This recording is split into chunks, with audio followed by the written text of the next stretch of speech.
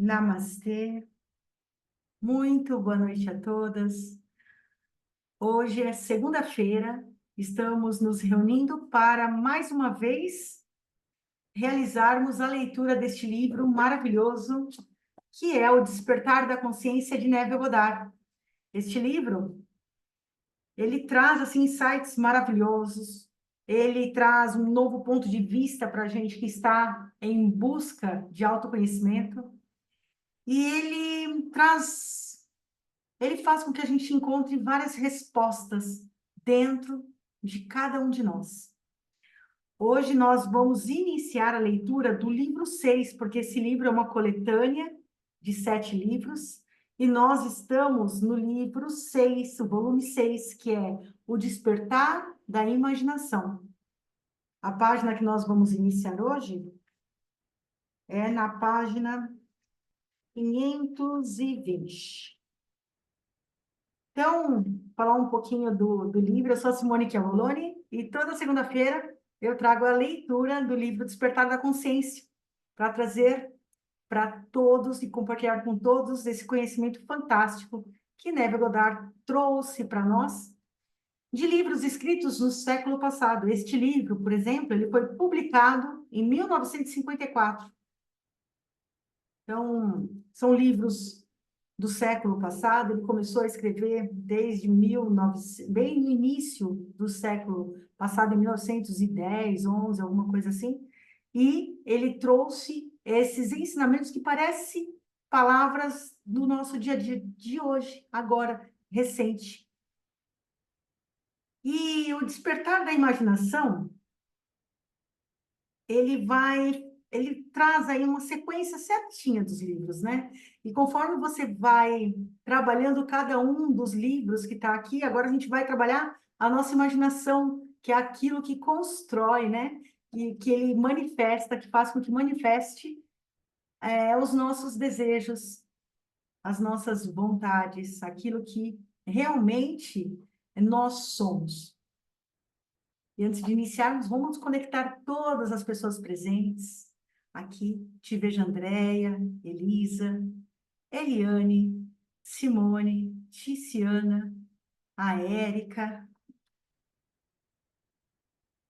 todos aqui. Eu vejo cada um de vocês. Vamos também nos conectar com o nosso divino que habita em nosso ser. Vamos fechar nossos olhos,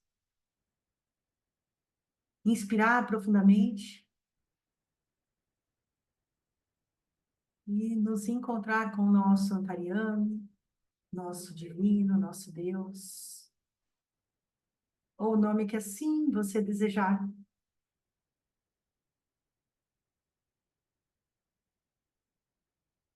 Abrindo o nosso coração e caminhando nesse espaço que é só nosso,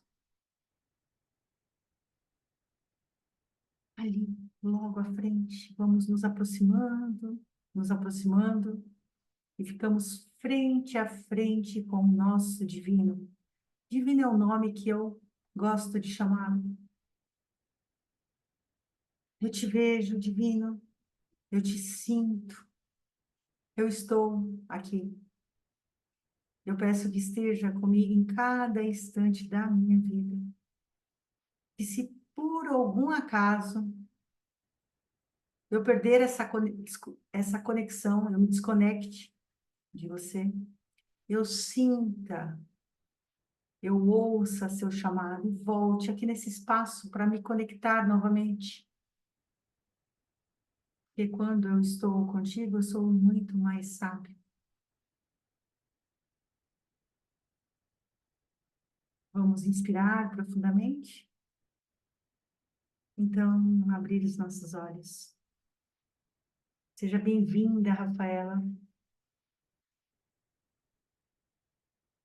Então, hoje nós vamos iniciar o livro O Despertar da Imaginação, de Neville Goddard. E ele começa com uma citação para Bill: imaginação, o mundo real e eterno do qual este universo vegetal é uma pequena sombra. O que é a vida do homem senão arte e ciência? É o William Blake que escreveu em Jerusalém. Outra citação é: imaginação é mais importante que conhecimento. Quem falou isso foi Einstein. Nós vamos iniciar o capítulo 1, na página 520. O que é a imaginação? Eu não descanso em minha grande tarefa de desvendar os mundos eternos, de abrir os olhos imortais do homem, contidos nos mundos do pensamento, por meio da eternidade sempre crescente no seio de Deus, a imaginação humana. É William Blake, em Jerusalém 5, versos 18 ao 20. Certas palavras, com o passar do tempo, acumulam tantas conotações estranhas que, por fim, quase perdem o seu verdadeiro significado. Tal palavra é a imaginação. Esta palavra serve para descrever vários tipos de ideias, algumas delas diretamente opostas uma à outra.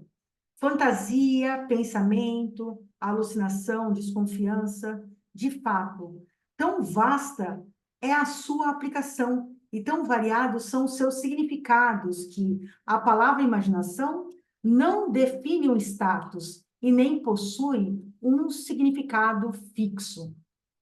Por exemplo, às vezes pedimos a um homem para usar a sua imaginação, indicando que a sua atual perspectiva é muito limitada e, portanto, não é suficiente para realizar a sua tarefa. Logo em seguida, lhe dizemos que suas ideias são pura imaginação, expressando assim que as suas ideias são infundadas. Dizemos que uma pessoa ciumenta ou desconfiada é vítima de sua própria imaginação, insinuando que os seus pensamentos são falsos. No minuto seguinte, damos a um homem o mais alto tributo, destacando-o como um homem de grande imaginação. E assim, a palavra imaginação não possui nenhum significado definido. Nem mesmo o dicionário nos ajuda nesse sentido. Ele define a imaginação como o poder de imaginar ou ação mental. O princípio construtivo ou criativo. 2, um fantasma. 3, uma crença ou noção infundada. 4, planejamento, plotagem ou esquema de construção mental. Eu associei e defini a figura central dos evangelhos como a imaginação humana, o poder que torna possível o perdão dos pecados e a realização dos nossos objetivos inevitável. Todas as coisas foram feitas por ele, e sem ele nada do que existe teria sido criado. Está em João 1, versículo 3. Há apenas uma coisa no mundo: imaginação. Todas as outras são apenas deformações da mesma. Ele é desprezado e rejeitado pelos homens, o homem das dores, e conheceu o seu sofrimento, tá? Em Isaías 53, versículo 3. A imaginação é a porta de entrada para a realidade. Olha que fantástico isso aqui para grifar. A imaginação, ela é a porta de entrada para a realidade. Ela que vai trazer para nós aquilo que nós desejamos do fundo do coração, aquilo que a gente está em busca de manifestar na nossa vida. A imaginação é a porta de entrada. O homem, disse Blake, é tanto a arca de Deus como um fantasma da terra e da água. Naturalmente, ele é apenas um órgão natural sujeito aos sentidos. O corpo eterno do homem é a imaginação. Ela é o próprio Deus em si, o corpo divino. Jesus, nós somos seus membros. É uma citação deste livro que é de Blake, tá? Eu vou falar uma citação que eu vi, e quando eu vi no Google, tá? Que fala que a imaginação, ela é tão poderosa que Deus, antes de criar qualquer coisa, ele primeiramente imaginou. Estou falando com minhas palavras, né? Mas foi nesse sentido que está escrito. Se você colocar lá o que é imaginação, né? Ou imaginação na Bíblia, é isso que é falado, que tudo foi criado a partir da onde? De uma imagem que veio de Deus, do nosso divino, e que é a partir daí que foi tudo criado. Eu não conheço melhor e mais verdadeira definição de imaginação que a de Blake. Isso é Neville que está falando. Através da imaginação, nós temos o poder de sermos qualquer coisa que desejamos ser. Através da imaginação, podemos desarmar e transformar a violência do mundo.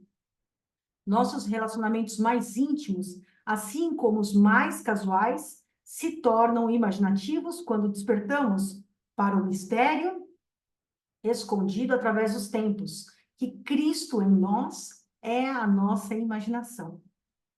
Nós descobriremos, então, que à medida que vivermos pela imaginação, é que nós verdadeiramente poderemos dizer que vivemos afinal. Eu quero que este livro seja o mais simples, o mais claro e o mais franco trabalho que eu possa fazer, e que eu possa encorajá-lo a trabalhar de maneira imaginativa, para que você possa abrir os olhos imortais dentro dos mundos do seu pensamento, onde você vê a todos os desejos do seu coração como grãos maduros prontos para a colheita. Olha que fantástico que Neville está falando aqui. Ele vai trazer para nós, com toda certeza, essa linguagem simples e que traz para nós esse despertar. A gente já está vendo o quanto a imaginação é importante e, ao mesmo tempo, vamos vendo com mais clareza. Ele está dando outras citações, não só bíblicas, mas também aí de escritores, trazendo para nós aí a palavra imaginação com outras definições, para a gente poder fixar mais fortemente, poder trabalhar com ela. Né? É fantástico, né? Eu vim para que tenham vida e a tenham em mais abundância. Está em João 10, versículo 10. A vida abundante que Cristo nos prometeu já é nossa. Podemos experimentá-la agora, mas não enquanto nós não tivermos a Cristo como sentido da nossa imaginação. O mistério que esteve oculto pelos séculos e gerações e que agora foi manifesto aos seus santos, aqueles entre os gentios, a quem Deus quis fazer conhecer quais são as riquezas desta glória, que é Cristo em vós, a esperança da glória. Está em Colossenses 1, versículo 26 e 27. Isso tudo é a sua imaginação. Esse é o mistério que eu sempre me esforço para compreender e que me esforço ainda mais para que os outros também o compreendam. A imaginação é o nosso redentor, o Senhor dos exércitos, nascida através do homem, mas não concebida por ele. Todo homem é Maria, e a luz a Cristo deve dar.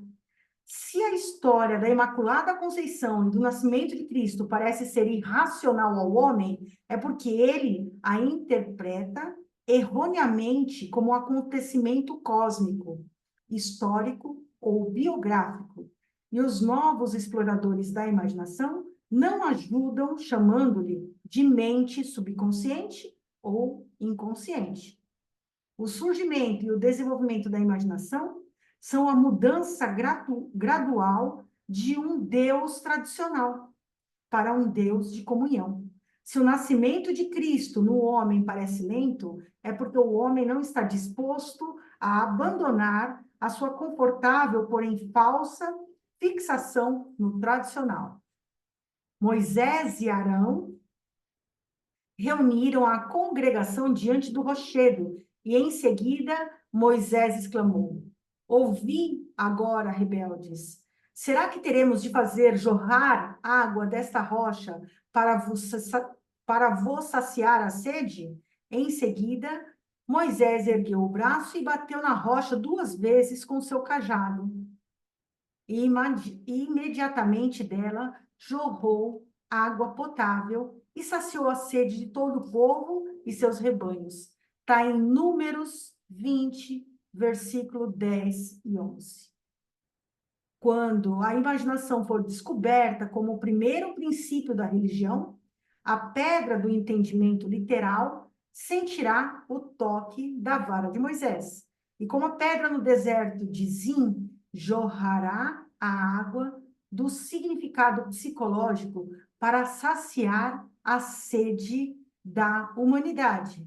E todos os que beberem do cálice oferecido e viverem uma vida de acordo com essa verdade, irão transformar a água do significado psicológico no vinho do perdão. Então, como um bom samaritano, eles irão derramá-lo sobre todas as feridas. O Filho de Deus não deve ser encontrado na história e nem em qualquer forma externa. Ele só deverá ser achado como a imaginação daquele em quem a sua presença se torna manifesta. Fosse tu uma manjedoura para o seu nascimento. Deus mais uma vez se faria uma criança na terra. Está em Ângelos Silésios, poeta do século XVII.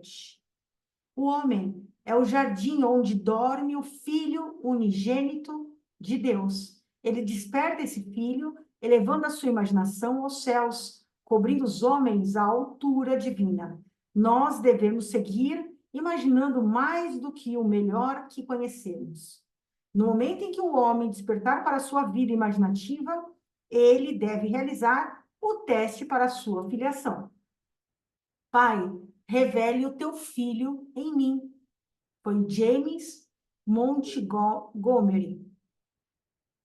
Isto agrada a Deus, que me separou do ventre da minha mãe e me chamou pela sua graça. Está em Gálatas 1, versículo 15. O teste supremo da filiação é o perdão dos pecados. O teste que sua imaginação é Jesus Cristo, o Filho de Deus, é a sua capacidade de perdoar os pecados. Pecado. O pecado significa perder a marca em sua vida, estar aquém do seu ideal, não conseguir alcançar os seus objetivos. Olha aqui a definição do que é pecado. A gente tem uma definição totalmente distorcida pelas religiões aí que vieram aí dos homens. Ele está falando que o pecado, ele significa perder a marca em sua vida, que é estar aquém do seu ideal. Ele é como não conseguir alcançar os seus objetivos. É isso que é a definição de pecado. O perdão, ele significa a identificação do homem com o seu ideal, ou o seu objetivo na vida. Esta é a função do despertar da imaginação, o seu supremo triunfo, pois ele testa a capacidade do homem de adentrar e comungar com a natureza oposta do seu estado. Olha só, esse parágrafo inteiro está mostrando ali coisas muito importantes aí. Depois é bom aí depois marcar, porque realmente está falando o que é pecado e o que é o perdão. Que diga o fraco, eu sou forte. Está em Jó 3, versículo 10. Racionalmente, isto é impossível. Somente uma imaginação despertada pode adentrar e comunhar com a natureza do seu oposto. Nossa. Esta é fantástica isso aqui, hein? Vou até ler novamente. Racionalmente, isto é impossível. Que o fraco, que diga o fraco, eu sou forte, né? Racionalmente, isso é impossível. Somente uma imaginação despertada pode comungar, adentrar e comungar com a natureza do seu oposto. Esta concepção de Jesus Cristo ser a imaginação humana levanta uma série de questões fundamentais. Seria a imaginação um poder suficiente não só para permitir-me assumir que eu sou forte, mas também um poder que me torne capaz de executar tal ideia? Suponha que eu desejo estar em algum outro lugar ou em alguma outra situação.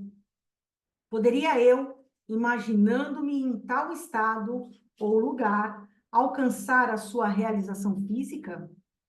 Suponha que eu não possa pagar por uma viagem, suponha que o meu atual estado social e financeiro se oponha a essa ideia que eu quero realizar. A imaginação sozinha seria suficiente para realizar esse desejo?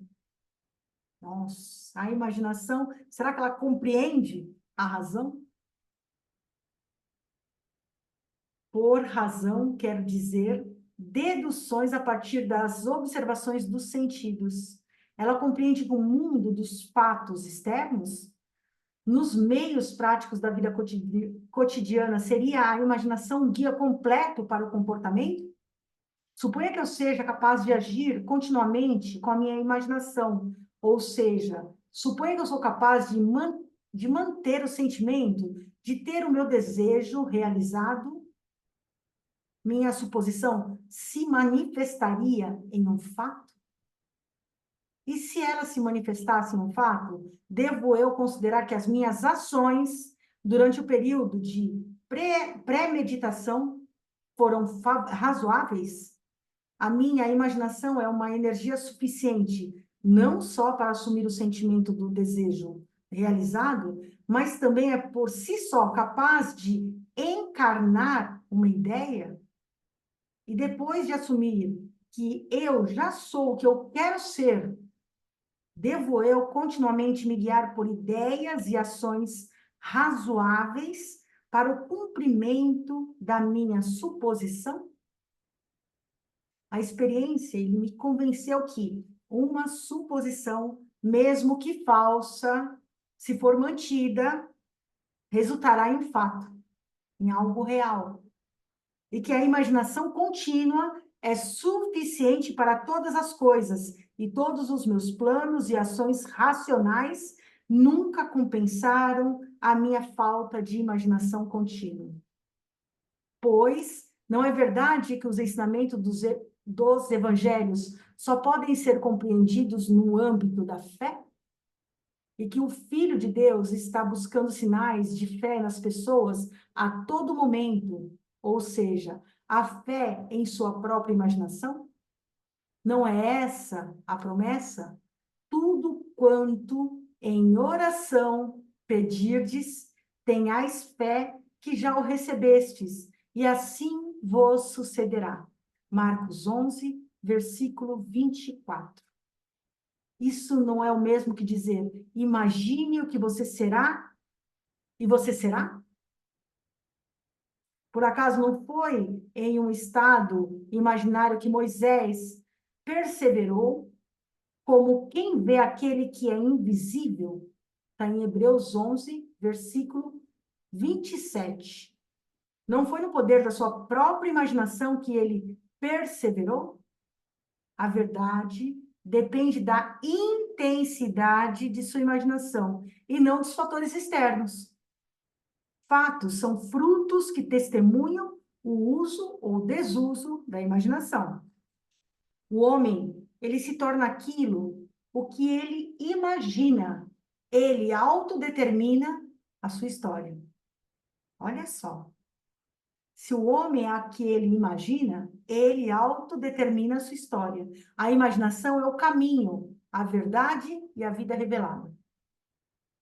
Não conseguimos assimilar a verdade somente com a mente lógica, onde o homem natural dos sentidos vê um broto, a imaginação vê crescer uma rosa. Então é assim, é como se a gente estivesse plantando uma semente e a nossa imaginação visse uma planta surgindo ali, crescendo, brotando, crescendo, e a gente até colher ela. É isso. E à medida que despertamos para a vida imaginativa, descobrimos que imaginarmos uma coisa é o mesmo que criá-la. E que um julgamento verdadeiro não precisa estar em conformidade com a realidade externa a que ele se refere. O homem imaginativo, ele não nega a realidade do mundo exterior, da manifestação sensorial, mas ele sabe que é no mundo interior da imaginação contínua que está a força pela qual o mundo exterior da manifestação sensorial é trazido à realidade. Ele vê o mundo exterior e todos os seus acontecimentos como projeções do mundo interior da sua imaginação. Para ele, tudo é uma manifestação da atividade mental que se passa na imaginação do homem, mesmo quando o homem razoável e sensorial não está ciente disso. Porém, ele percebe que cada homem deve tornar-se consciente desta atividade interna e observar a relação existente entre o mundo interior, causal da imaginação, e o mundo exterior, que é o sensorial dos efeitos. É maravilhoso descobrir que você pode imaginar-se no estado do seu desejo realizado e escapar das prisões construídas pela ignorância. O verdadeiro homem possui uma imaginação magnífica. É este ser que deve ser despertado. Desperta, tu que dormes, e levanta-te dentre os mortos, e Cristo te iluminará. Está em Efésios 5, versículo 14.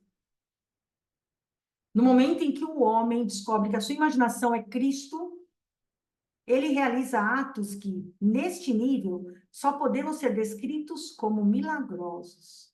Mas somente o homem sentir a Cristo como a sua imaginação, ele passará a ver tudo em sua pura objetividade, sem qualquer relação subjetiva. Se ele não perceber que tudo o que ele encontra faz parte de si mesmo, ele se revoltará com o pensamento de que ele escolheu e com as condições de sua vida, pois eles estão relacionados por afinidade à sua própria atividade mental. O homem, ele deve acreditar firmemente que a realidade se encontra dentro dele e não além dele. Embora outros tenham corpos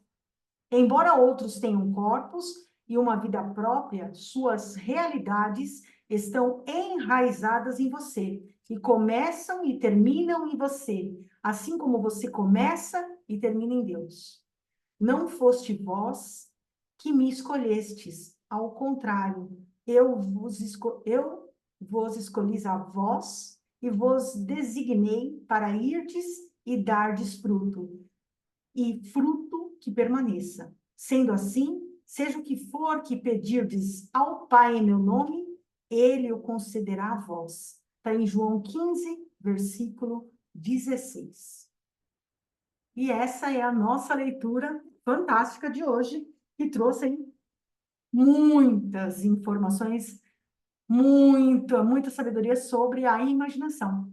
Então, eu vou deixar aqui no descritivo do vídeo, para quem quiser acompanhar essas leituras que eu realizo toda segunda-feira às 19h30, quiser participar, porque ao final de cada leitura nós fazemos um compartilhar. Isso não é gravado, isso é somente as pessoas que estão neste momento que vão receber esse compartilhar. Então, para participar, só pegar aqui o link que tem das minhas redes sociais, onde eu já deixo, já sempre a segunda-feira, toda segunda, o link para participar no Zoom, tá bom? Gratidão imensa a todos e uma ótima semana.